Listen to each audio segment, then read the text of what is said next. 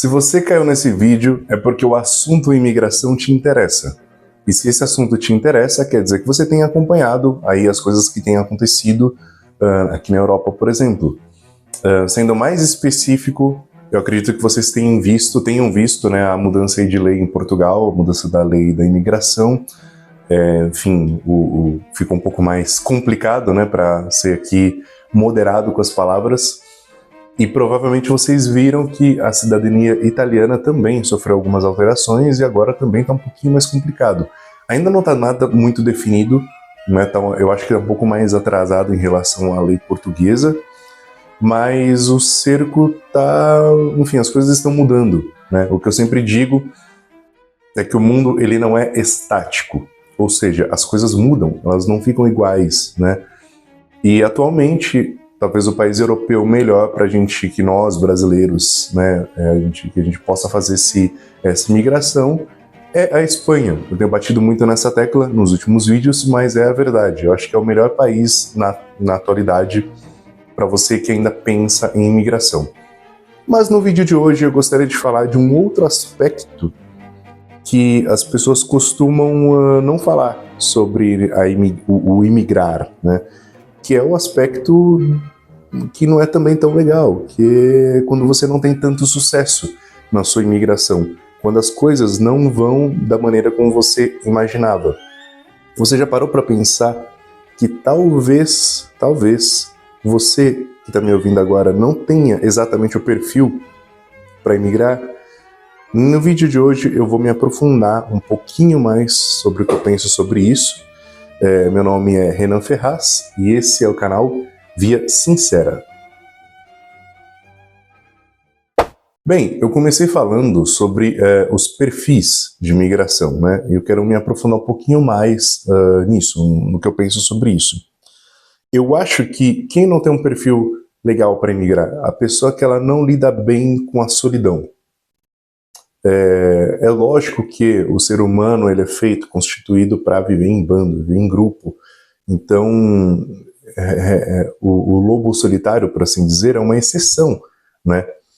Mas eu acho que se você tem mais dificuldade de lidar com esse estado, né, de ficar sozinho, da solidão em si, é complicado. Porque quando você chega num novo país, especialmente se você chega sozinho, demora você conseguir construir um meio social, enfim, conhecer pessoas, se relacionar com pessoas, construir de fato essa vida. Isso demora, isso leva tempo. Alguns países, por questões culturais, a coisa vai mais rápido. Em outros países, também pelas mesmas questões culturais, a coisa vai um pouquinho mais lento. Quem depende muito de família, da própria família, por exemplo, também é um problema, porque basicamente migrar é afastar-se ali da sua família para trilhar um caminho, uma estrada sozinho num outro lugar, né? Então se você tem também essa dificuldade de estar longe da sua família, e não é fácil, viu? Não é fácil, até para pessoas como eu que consegue ficar um tempo assim longe da família, é difícil. Né? Eu, por exemplo, se pudesse hoje ligar para minha mãe para falar que eu gostaria de tomar um café com ela, enfim, essas coisas, eu o faria. Então, enfim, e isso para uns aperta mais, para outros aperta menos. Então, se você acha que você já é uma pessoa que tem isso muito forte em você, é uma questão, pode ser, aliás, uma questão. Quem não aceita recomeçar do zero? Imigrar é começar do zero, é recomeçar. Então, até que você tenha condições de viver na casa, num tipo de casa que você já era acostumado. De repente, no Brasil, você tinha um carro. Aqui, talvez, num começo, enfim, seja um pouco mais difícil.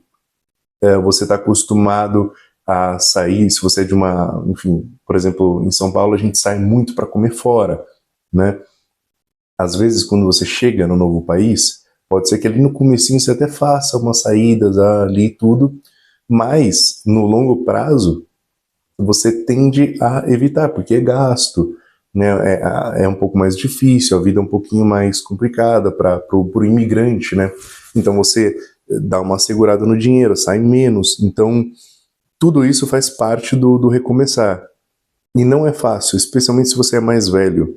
Eu sempre digo que o lado bom de você emigrar jovem é que você tem tempo e paciência para certas coisas. Por exemplo, chegar num novo país e ao invés de alugar uma casa, ter que alugar um quarto compartilhado, né? Para algumas pessoas isso é tranquilo. Para outras que já tinham uma vida adulta, produtiva no Brasil, isso é muito mais complicado, né? Então, eu acho que se você, avaliando aí a sua vida, acha que você é uma pessoa que teria essa dificuldade, talvez você deveria repensar a questão aí, imigração. Quem tem baixa tolerância à frustração? A gente se frustra muito, cara, quando a gente chega num lugar novo. A gente se frustra porque não basta só aprender a língua, isso demora, né? Mas você tem que aprender o sistema, tem que aprender aspectos culturais. Você está acostumado a fazer a coisa em um certo modo e aqui você, ou para onde você for, você tem que aprender a fazer em um outro modo. E isso não é fácil, né? Gera-se uma grande frustração. E, novamente, algumas pessoas são mais tolerantes a se frustrar, outras menos. Eu acho que quando a pessoa tem a vida um pouco mais dura e consequentemente, ela tem uma casca mais dura, ela vem para fora e o que para alguns é um desafio, para outros tranquilo. Eu acho que também é uma coisa para se fazer atenção. Quem idealiza demais o exterior, o morar fora? A gente, às vezes, romantiza demais, né? O morar fora, ter um inverno com neve e, de repente, ter um salário de, sei lá, 1.500, 2.000, 2.500 euros. Nossa, isso vai dar para fazer um monte de coisa e não sei o quê. E, na prática, não é bem assim. Não estou falando que a vida é mais difícil aqui do que no Brasil. Não é isso. Porque eu acho que, como dizem, varia muito de uma situação para uma situação, de pessoa para pessoa. É claro que alguém que é, por exemplo, classe média alta no Brasil, se ele vem para a Europa, essa pessoa não vai querer viver abaixo ali do que ela era acostumada. Mas para alguém que era, por exemplo, muito pobre no Brasil, quando ela vem para a Europa, o pobre na Europa, especialmente em países mais ricos, não vive mal. Então, eu acho que quando a gente olha de fora, isso ajuda um pouco a criar essa coisa, essa sensação meio romântica, né, de morar. Eu moro, sei lá, eu moro em Lisboa, eu moro em Roma, não sei. Tem um pouco disso. Eu, antes de imigrar efetivamente, já tinha viajado bastante, né, e eu já tinha morado nos Estados Unidos. E olha só, eu era uma pessoa que eu idealizava muito os Estados Unidos, né? Foi o primeiro país assim longe para onde eu fui, né? Eu tinha 18 para 19 anos, passei um mês e meio nos Estados Unidos. Eu adorei, fiquei encantado com aquele, tudo bonito, arrumado, tudo fácil, sabe? Enfim, parecia um sonho. E aí, em 2013, eu fui para os Estados Unidos para fazer um curso e tinha a chance de ficar lá, né? A possibilidade de ficar mesmo lá, e ainda era uma época boa para imigrar. 2013 era uma época, um mundo legal, né, para ser um imigrante, digamos assim. E, cara, depois de um tempo morando lá, tendo aquela vivência, enfim, eu comecei a meio que desiludir com o país. E isso culminou na minha volta para o Brasil. E eu voltei para o Brasil e eu, sinceramente, nos anos que vieram, enfim, eu não pensava mais em ir embora, até que chegou 2020, aconteceu tudo aquilo no mundo, né? Pandemia e tudo, me fez com que eu repensasse outras questões também pessoais, familiares, enfim. Mas ali eu tinha, digamos assim, me desiludido com o sonho americano, né? Então eu falo com vocês de duas perspectivas. Da perspectiva do Renan do Velho Testamento, que desistiu dos Estados Unidos, e o Renan do Novo Testamento, que veio para a Europa e, enfim, já passaram-se quase 5 anos e é isso. A minha visão também de mundo mudou bastante, enfim. Lógico que Estados Unidos e Europa são coisas completamente diferentes, mas eu acho que se eu não tivesse idealizado tanto os Estados Unidos antes de ir, talvez eu teria aguentado.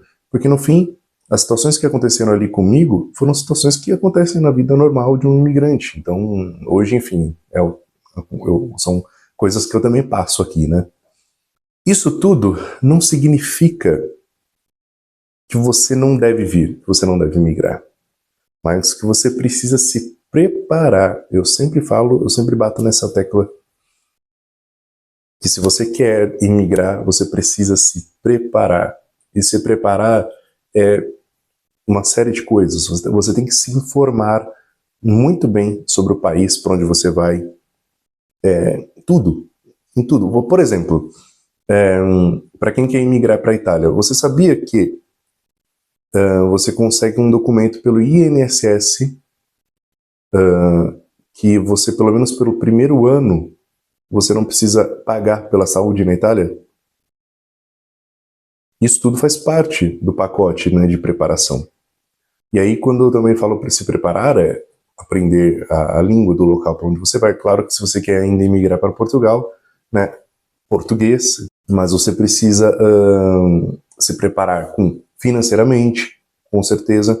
Se a gente já, nessa era de informações, especialmente de cunho financeiro, a gente ouviu já tanto falar de reserva de emergência. Cara, a reserva de emergência nunca será tão importante na sua vida quanto será no dia que você imigrar.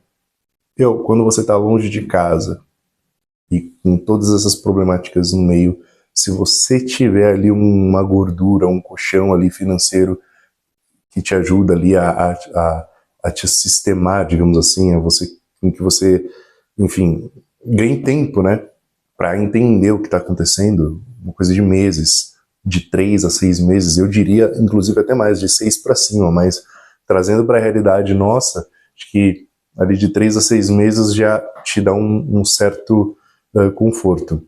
Cara, e se você consegue fazer isso, é maravilhoso, porque pega bastante. Quando você chega num país novo, é só gasto. A permissão de residência, você tem gasto. Para conseguir documento X, tem gasto. Para ir em tal lugar, tem gasto. Você tem o calção para dar na casa, pode ser numa casa ou num quarto. Tem uma série de coisas. Então, eu digo que imigrar não é só sobre coragem.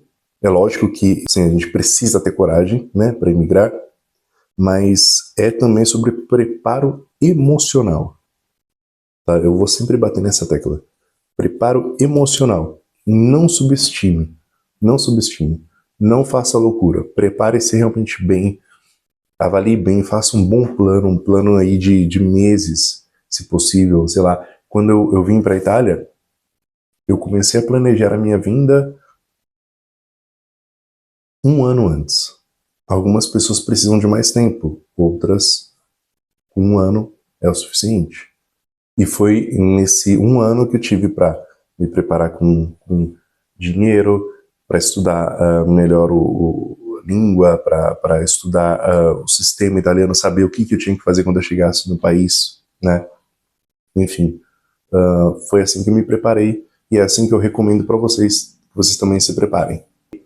Bem, se esse vídeo tem informações úteis, se eu falei algo que serviu para você, deixa sua curtida, né, seu like, deixa aí um comentário, fala o que você acha. E claro, nos próximos vídeos, especialmente no próximo vídeo, eu vou me aprofundar um pouquinho mais sobre a questão imigratória, comparando os 3 países que eu sempre mais falo, que é Portugal, Itália, Espanha. Portugal, porque é o país culturalmente mais próximo a nós, é um país que eu já viajei muito para lá, conheço bem, tenho amigos, muitos amigos moram em Portugal, familiares. A Espanha, porque eu acho que é o melhor país no momento para imigrar, para nós brasileiros, latinos, enfim. E a Itália, porque é um país que eu vivo. Eu moro aqui há 5 anos, então eu conheço bem a realidade deste país aqui. ok? Bom, deixa o seu like, seu joinha, um comentário, compartilhe este vídeo para que essa comunidade possa crescer. Sejam bem-vindos a vocês que acabaram de chegar aqui neste canal. Espero que o meu conteúdo, que é minha experiência de vida, possa ajudá-los. Valeu, galera. Até mais.